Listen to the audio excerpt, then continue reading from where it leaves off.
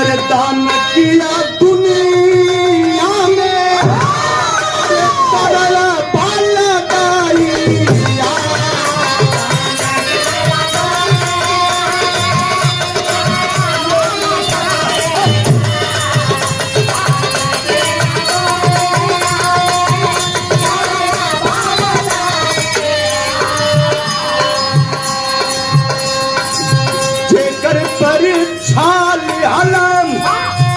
करी परीक्षा लिहलन मुरली धर के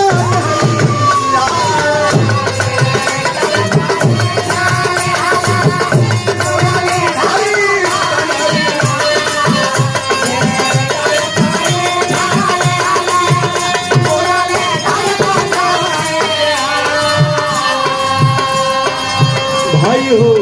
ये सब जानत हो जैसन महादानी कौन जैसन बलवान कुछ माने हस्ती रखत हो कभी की लेखनी लिखती है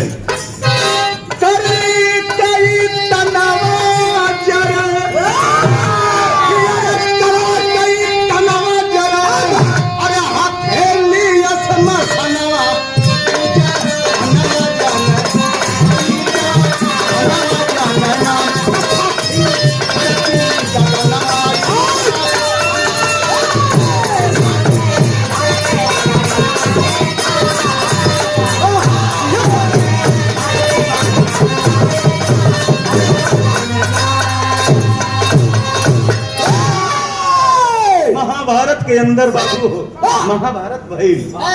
अर्जुन अगर थे बड़ धनुआ धारी हलन तो उसे तनको 19 करोड़ ना हलन सोना का इतिहास के पन्ना पर नाम हो अगर अर्जुन का इतिहास के पन्ना पर अगर नाम हो तो कौन का भी इतिहास के पन्ना पर तनको 19 नाम ना मिली दूसरा बंद में भाव कभी दे कौन समय होगा दाता जगदेव जी के